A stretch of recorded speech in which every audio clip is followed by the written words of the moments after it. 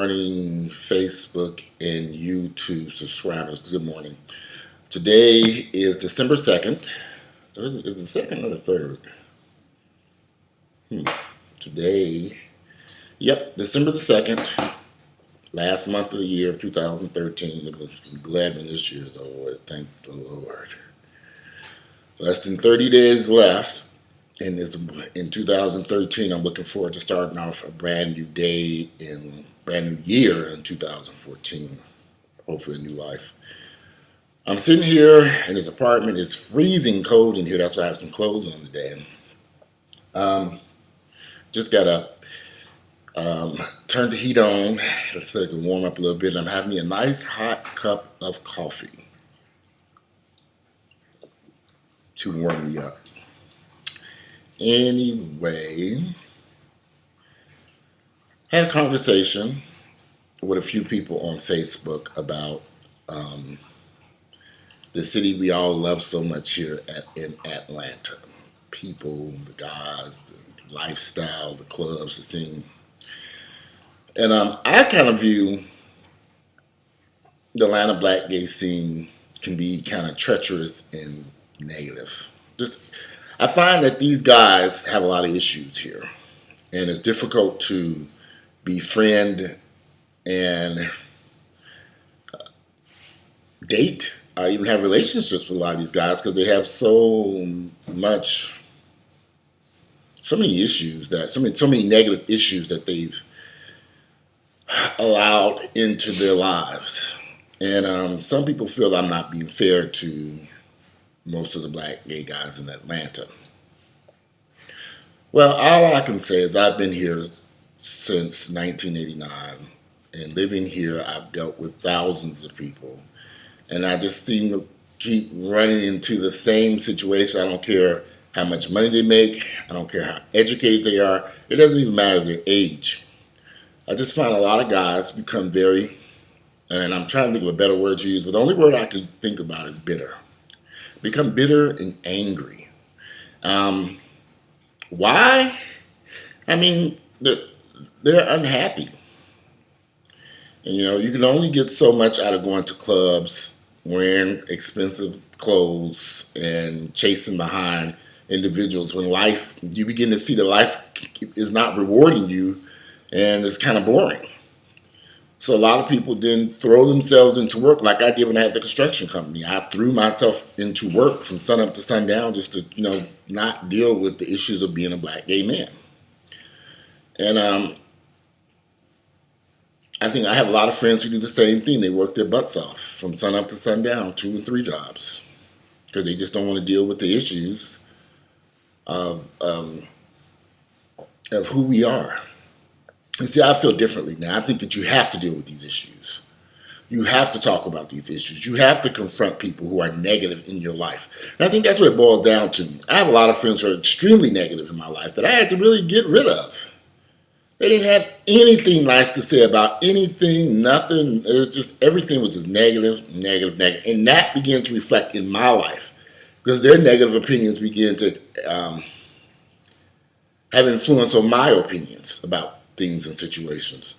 And it wasn't until I finally distanced myself from all those people, all those negative naysayers who never saw anything positive in anything, that I began to have a glimmer of hope. But I had to distance myself from those guys.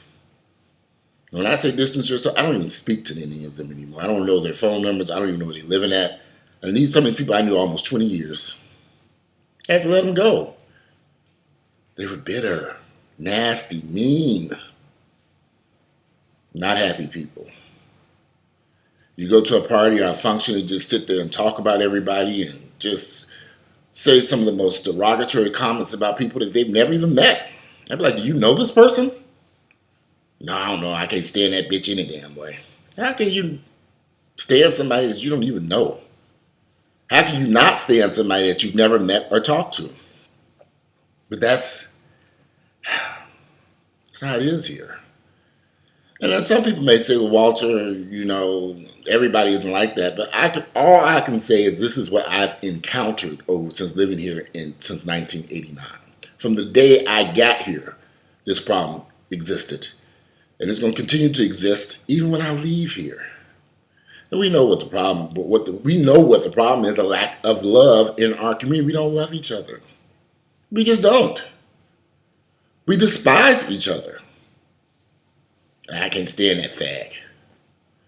I look at that sissy, I can't stand. So I sit, I'm guilty of it myself. I've had to readjust to accept that guys are going to wear high heel shoes and women's clothing. I don't particularly care for it. It doesn't disgust me. But I've learned to say hello to those guys, be kind to them. I don't get it. You got a beard, women's clothes, and high heel shoes on. I don't understand it, but it's not for me to understand. I say hello, I'm respectful, and I keep going. Some of these guys I've become friends with. And I say hello. We ain't been hanging out, though. However, living in a city with people whose lives are filled with negativity is tough. Because you run into these negative gay guys everywhere. Everywhere. You can't run from them. They're everywhere. They're like roaches. And you have to deal with this mess. Because if you let them get in here, your ass is doomed.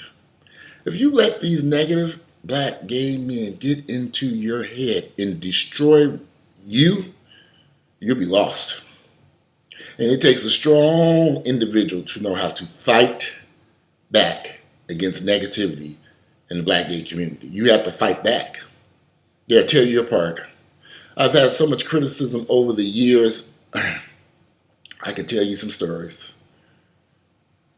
I could be helping people, and the same people I'm helping, they're criticizing and down, just saying disgusting things about me, but I'm helping them with rent, a place to live, a car to drive, money, but they didn't have anything nice to say about me because they didn't have nothing nice to say about anybody. Then those negative people had to go. And then when I look back and think, why did I even let these individuals stay? I was a fool for allowing these negative people to be around me when I knew the things that they were saying about me behind my back, because they would get back to me. But I ignored it. I said, I'm going to take the high road. That was a mistake. I should have immediately cut off those friendships and put those people out of my life. Because I wasn't sitting around talking about people negatively or putting their personal business on the street the way people were doing me. And these are supposed to have been friends filled with negativity. Worst mistake I ever made was keeping those friendships that long. Some of them people should have been going out of my life years ago. Years ago. But they're gone now. And I'm happy. So I know a lot of you might not like this video because you think I'm talking about you. I am. Some of you guys just don't have a very tough time. I talk to people on Facebook and I get emails and text messages from people, and they have some very negative things to say, and they don't like my opinions, and they don't like this and they don't like that, and I see the world a different way than what they see it. That's fine. I don't have a problem with that. But these same people who contact me saying that I am not accurately describing African American black gay men in Atlanta are the people I'm talking about. They just don't get it. They don't get how negative they are and nasty they are. Will this ever change? Hey, it was that way when I got here in 1989, and it will most likely be that way when I leave here. Until black gay men learn to love who they are, love themselves wholly, love their brothers and gay brothers and sisters, until we can look at each other with respect and love and dignity in our eyes, nothing's going to change. If you like my videos, please click like. Give me some feedback. How do you deal with the negativity here in Atlanta, Georgia? Am I the only person that's feeling this, that sees how negative these black gay guys can be here?